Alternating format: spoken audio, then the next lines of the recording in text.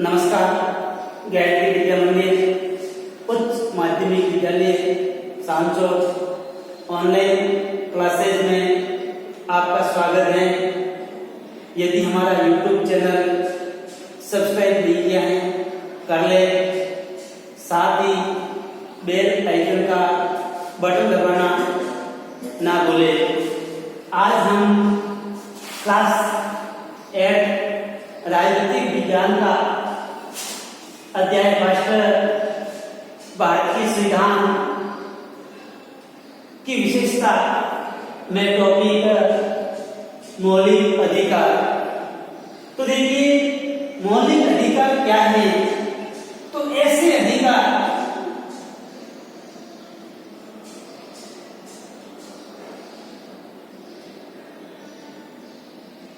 जो नागरिकों को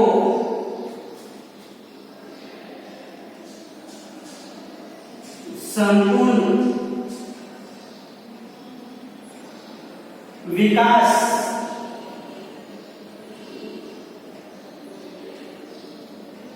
के लिए संविधान के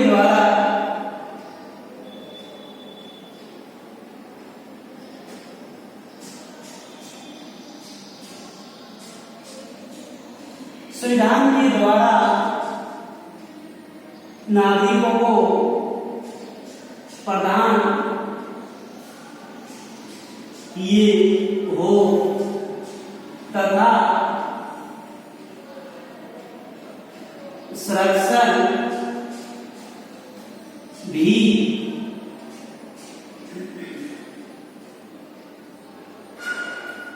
संविधान के द्वारा हो, उससे मौलिक अधिकार कहते हैं। तो देखिए ऐसे अधिकार जो नागरिकों को अपने संपूर्ण विकास के लिए संविधान के द्वारा प्रदान किए गए हो तथा संरक्षण भी संविधान के द्वारा हो, उसे मौलिक अधिकार कहा जाता है। तो देखिए भारतीय संविधान में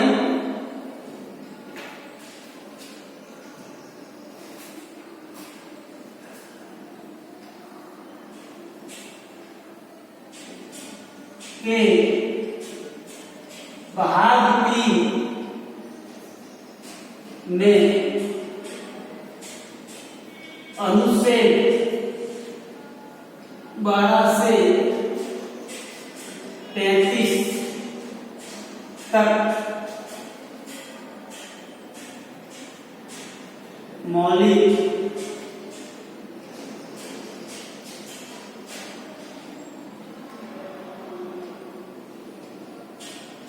अधिकारों का वर्णन किया गया। तो देखिए भारतीय संविधान के भाग 3 में अनुच्छेद 12 से 35 तक मौलिक अधिकारों का वर्णन किया गया है। तो देखिए जो भारतीय लोगों को मौलिक अधिकार दिए गए हैं, ये मौलिक अधिकारों की जो प्रेरणा है वो अमेरिका के संविधान से मिली है। तो हम कह सकते हैं मौलिक अधिकार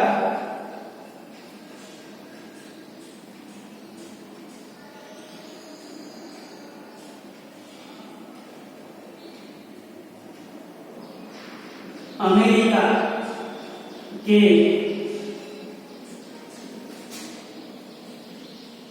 संविधान से लिए गए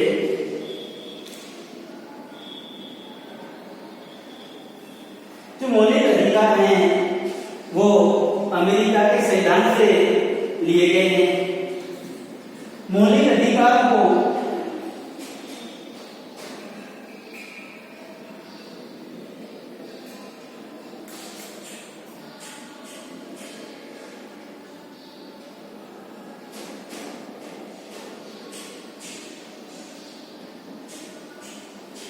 भारतीय संविधान का मैग्ना कार्टा कहा जाता है। तो देखिए, मौलिक अधिकारों को भारतीय संविधान का मैग्ना कार्टा कहा जाता है। प्रश्न आपके, भारतीय संविधान का मैग्ना कार्टा किसे कहा जाता है? तो आपका आंसर होगा मौलिक अधिकारों को। तो देखिए, मौलिक अधिकारों की बात करते हैं तो मौलिक अधिकारों को लेकर के जो सर्वप्रथम भारतीय व्यक्ति पंडित जवाहरलाल नेहरू थे, जिन्होंने मौलिक अधिकारों को लेकर के एक प्रारूप तैयार किया था, जिसकी वजह से मौलिक अधिकारों का जनक पंडित जवाहरलाल नेहरू को कहा जाता है। तो अपन कह सकते हैं भारतीय मौलिक अधिकारों का जनक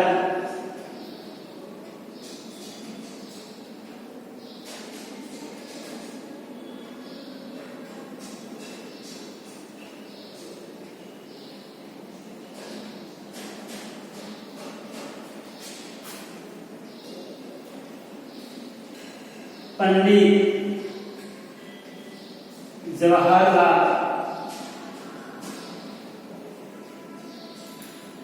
नेहरू को कहा जाता है। मौलिक अधिकारों का जनक है वो पंडित जवाहरलाल नेहरू को कहा जाता है। अब देखिए, जो भारतीय संविधान की बात करते हैं, मूल संविधान में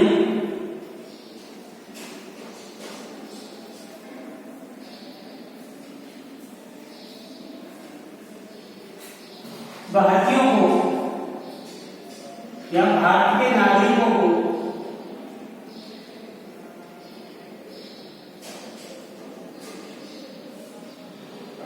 सात मौलिक अधिकार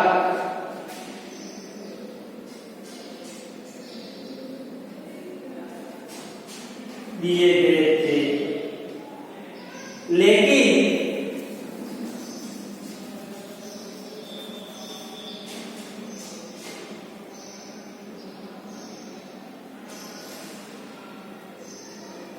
समावेशी संविधान संशोधन 1978 ईस्वी में संपत्ति के अधिकार को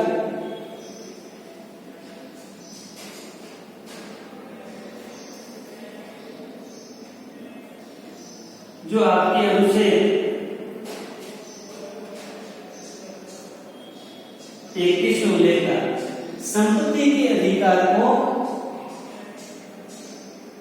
हटाकर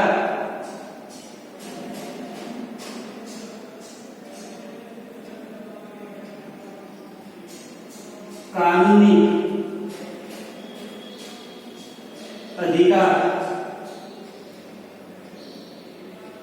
बनाया।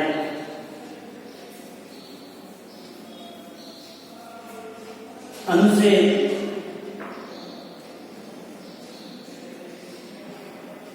300 में शामिल किया। इस प्रकार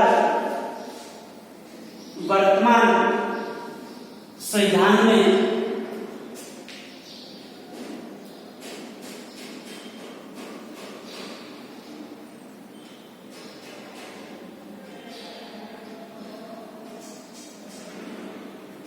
नागरिकों को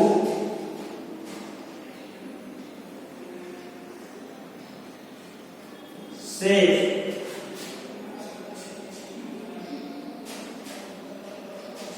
मूल अधिकार दिए। उसको हम एक एक करके पढ़ेंगे। तो सबसे पहला अधिकार समानता का अधिकार।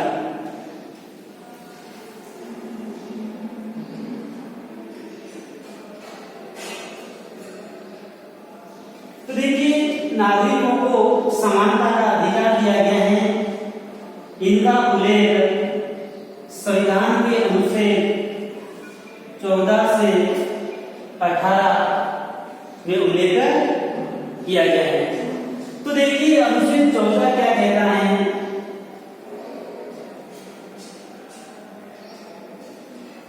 कानून के समक्ष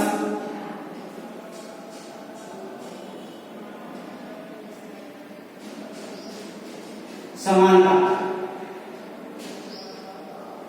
यानी प्रत्येक भारतीय नागरिक को, चाहे राष्ट्रपति हो या आम नागरिक हो, कानून की दृष्टि से सभी समान हैं। काम व कानून के समान संरक्षण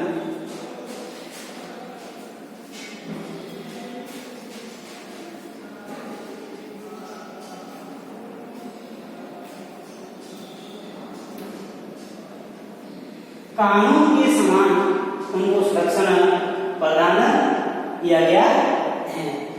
अनुच्छेद 15 क्या कहता है?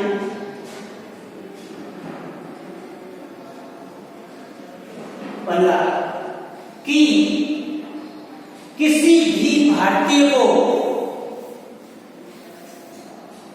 किसी लिंग, जाति, धर्म, संप्रदाय, जन्म स्थान आदि किसी भी आधार पर भेदभाव नहीं किया जाता है। तो अपन लिख सकते हैं, किसी धर्म, जाति, लिंग, वंश व जन्म स्थान के आधार पर भेदभाव न हो। यानी किसी भी भारतीय को धर्म, जाति, लिंग, वंश, जन्म स्थान के आधार पर भेदभाव नहीं किया जाएगा। अगला हम बात करते हैं तो अनुच्छेद 16 सरकारी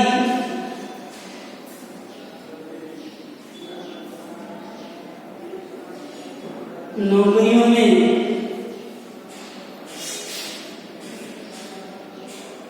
अवसर की समानता, यानी प्रत्येक भारतीय व्यक्ति को सरकारी नौकरी प्राप्त करने का अवसर होगा और उस अवसर में भी समानता होगी। इसके अलावा अनुच्छेद 17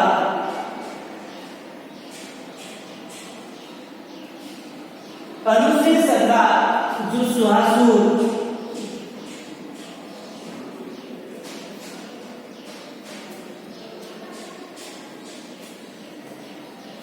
अंत करके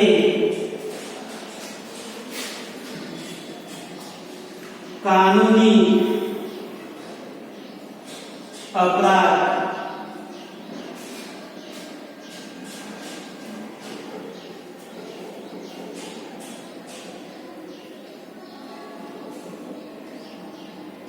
घोषित किया।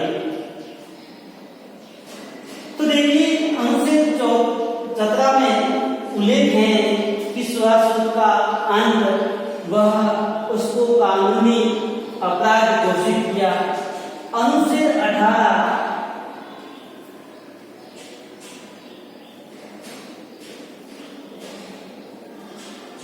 उपाधियों का अंत।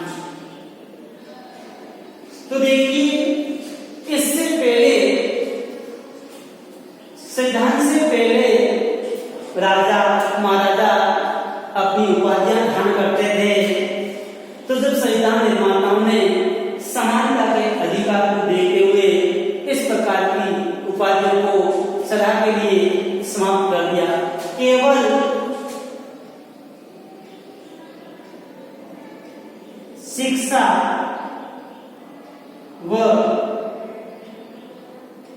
सैन्य क्षेत्र को शॉर्ट कर, यानी अपन कह सकते हैं कि शिक्षा व सैन्य क्षेत्र में लोगों को उपाधि धारण करने का अधिकार है। बाकी आप विदेश से भी उपाधि धारण नहीं कर सकते हैं।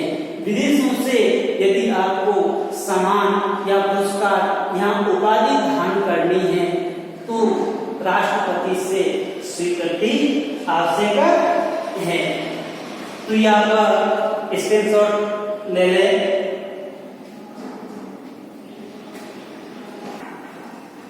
तो दोस्तों, अगला मौलिक अधिकार स्वतंत्रता का अधिकार, अनुच्छेद 19 से 22 तक। तो देखिए, अनुच्छेद 19 में आपको कुल 6 स्वतंत्रताएं दी गई है।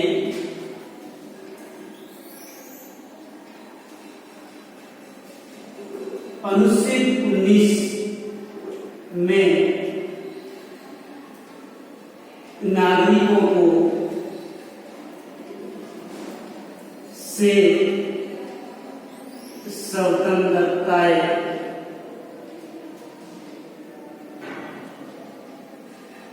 दी गई। जब भारत का मूल संविधान का निर्माण किया गया था तो उस समय अनुच्छेद 19 में नागरिकों को 7 स्वतंत्रताएं दी गई थी। लेकिन 44वें संविधान संशोधन 1978 में जो संपत्ति की आपको स्वतंत्रता दी गई थी उसको कानूनी अधिकार बना दिया गया। तो देखिए, आपको कौन कौन सी 6 स्वतंत्रताएं दी गई हैं। तो सबसे पहले आपको विचार व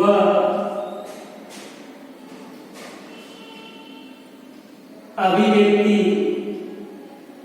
की स्वतंत्रता। भारतीय संविधान भारत के प्रत्येक नागरिक को अपने विचार व्यक्त करने की स्वतंत्रता दी गई है। इसके अलावा हम बात करते हैं कि अगली आपको स्वतंत्रताएं शांतिपूर्वक, यानी बिना उद्दंड बसाए, बिना हथियारों,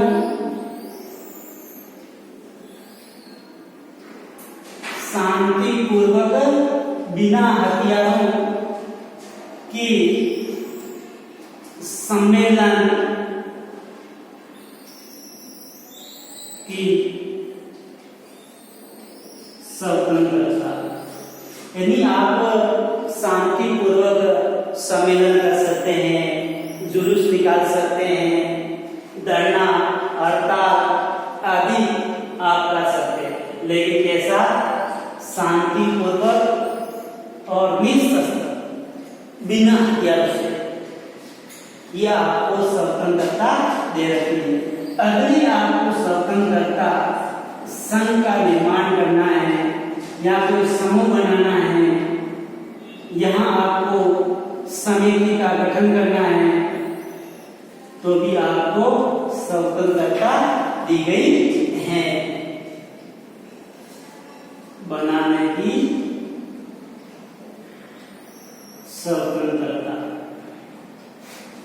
संघ, समूह तथा समिति बनाने की आपको स्वतंत्रता दे रखी है। आपको कहीं भी घूमने जाना है तो आप भारत में किसी भी भाग में घूम सकते हैं, आपको भ्रमण की स्वतंत्रता है। इसके अलावा आपको निवास की स्वतंत्रता है, या भारत के किसी भी कोने में निवास कर सकते हैं।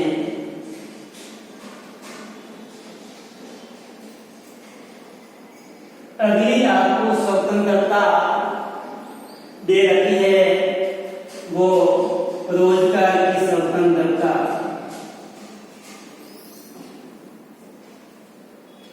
आप कोई भी रोजगार या व्यवसाय कर सकते हैं।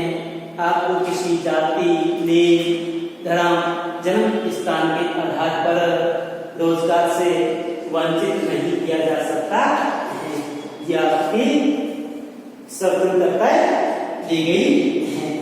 फिर देखिए अनुच्छेद 20।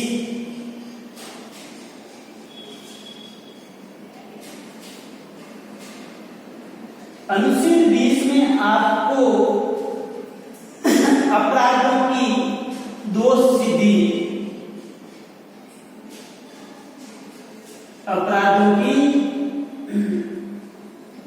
दोष सिद्धि की दोष सिद्धि से संरक्षण।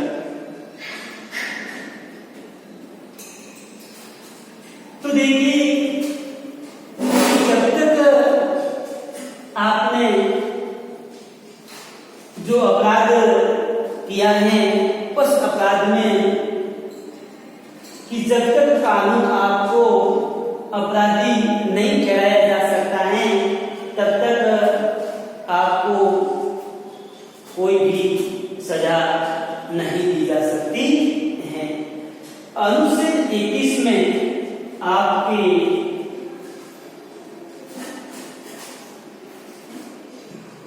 प्राण व देह या देही स्वतंत्रता का अधिकार। तो देखिए अनुच्छेद 21 में प्राण व देही स्वतंत्रता का अधिकार है कि आप को कोई भी आपका प्राण नहीं ले सकता है यदि आपके ऊपर